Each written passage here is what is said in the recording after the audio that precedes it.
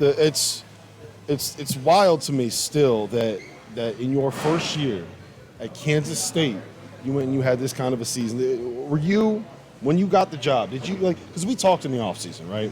And you knew that you had a team here. And part of the reason I was bullish on you guys. I was hyping you guys up because I knew you were all fired up about it. But did you know you could be this 3 seed in the mix for Big 12 titles, making it to the Elite? Did you know you had this group? No, I did not when it started. I thought we had a team that could get to the NCAA tournament. Obviously, once you're in there, anything can happen, right? But they came together quicker than expected. Markquis and Keyonte, I thought they could be all conference guys. I didn't know they would have all American seasons, and just the rest of the team, the way they came along, it was just special, man. I want to ask you about Keyonte because not a lot of people had the guts to go that far. Once he got cleared, a lot of people were scared off. What was it about him, and more importantly about you, that thought that, hey, I wanted to reach out and give this young man a chance, that you believed in him? Well, I knew he was serious about basketball, right? To give up the insurance policy that he was going to give up, and so I knew he loved the game. And then the same doctors that he worked with, we had worked with at Baylor with 3 other guys. And so I've helped other players get back in shape and go through this process. And so I haven't been through it before. I felt comfortable because of what his doctors were telling me.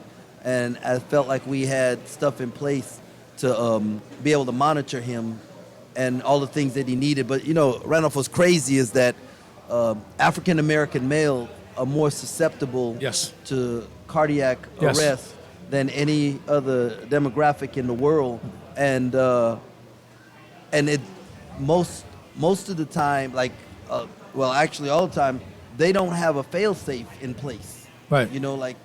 And whereas Keyonte did, so if something was to happen, he had a smaller percentage of something going wrong than the regular players that we have.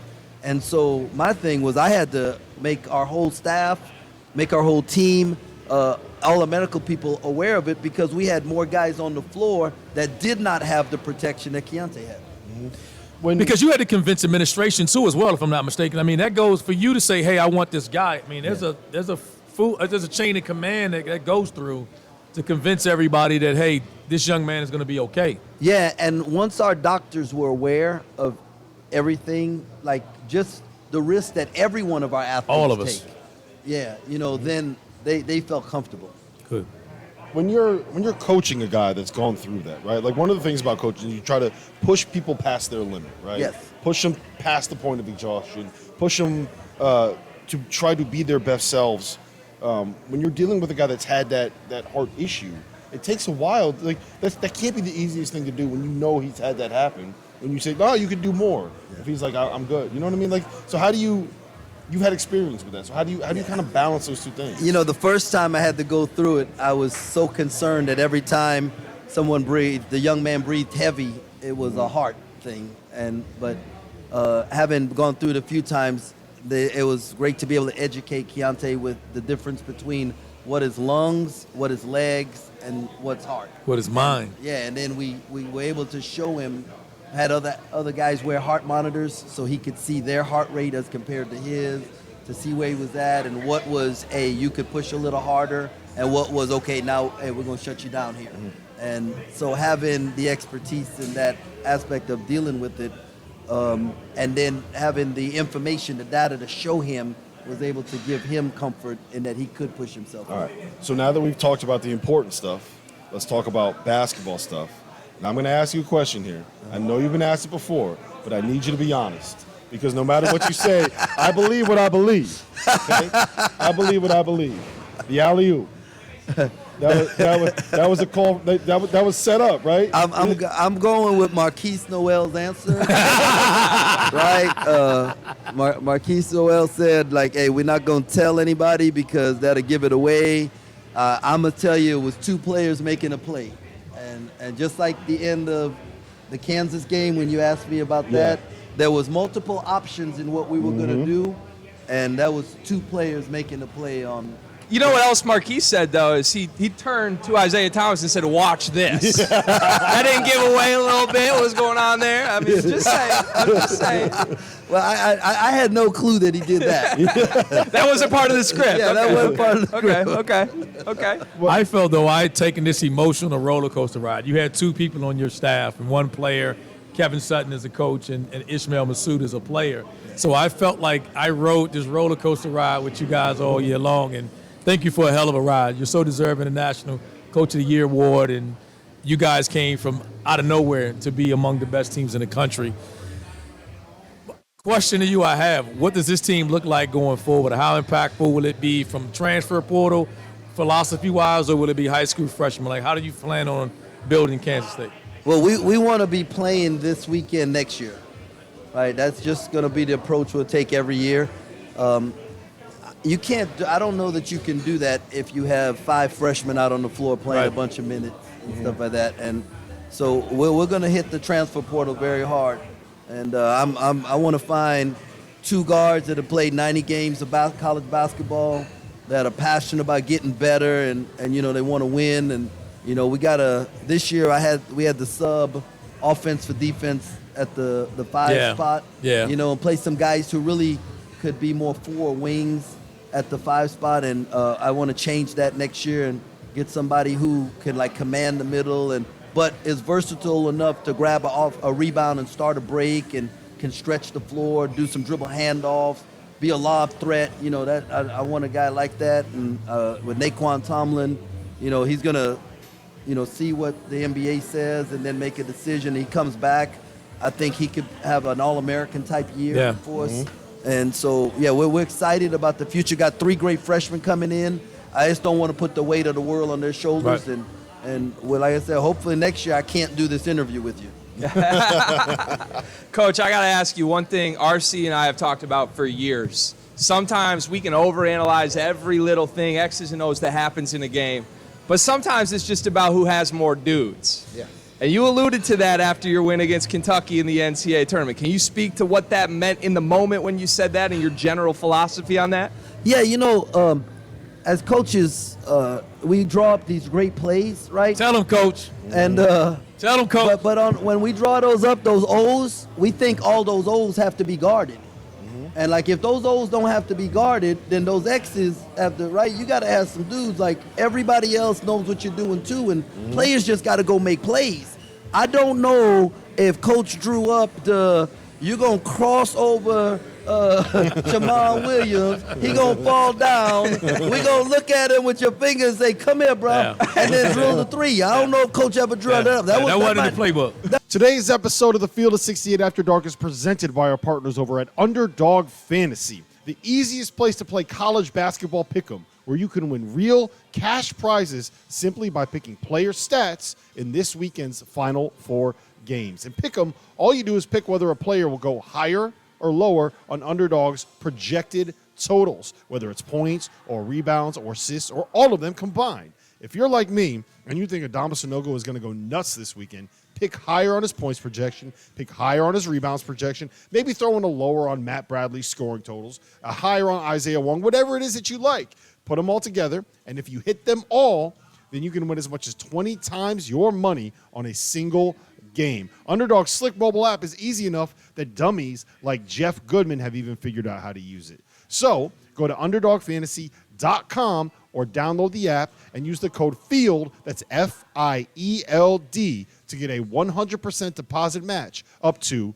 $100. That might not have ever been in an individual workout either, right? That was a player making a play, right? And I think as coaches, we got to give our guys freedom, right? Put them in space so that players can make plays. So my goal is to get, 4 weapons, guys who can score 20 or more points in a game, not every night, but on any given night, and then put them out there and give them the opportunity.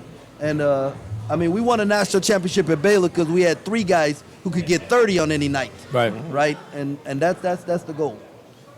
So when you bring in a guy like Markquis Nowell to the program, how do you balance let him play, go have freedom, go be you, with okay, you're getting a little too crazy right now, Mark. You need to let's rein it in a little bit. Like how do you balance that? Like keep it within the system, but also go be you. Man, that's such a great question. And when we first started, I probably was on the side of see the game the way I see the game, and then it was a pastor preached a message, and God spoke to my heart about Markquis Nowell and how I was treating him and how I was viewing him. I wasn't viewing him as the word was that Markquis Nowell was my arrow, and I was going to win with him, and he's the dude I need to shoot.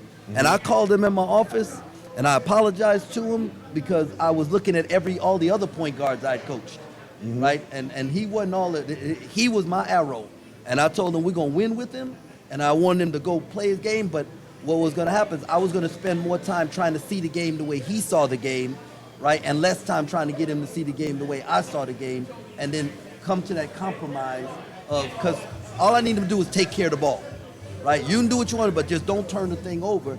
And he really bought into that. And I told our staff, take your hands off. I want to hear nothing about shot selection, none of that. And we're going to let this young fella play. He was our arrow.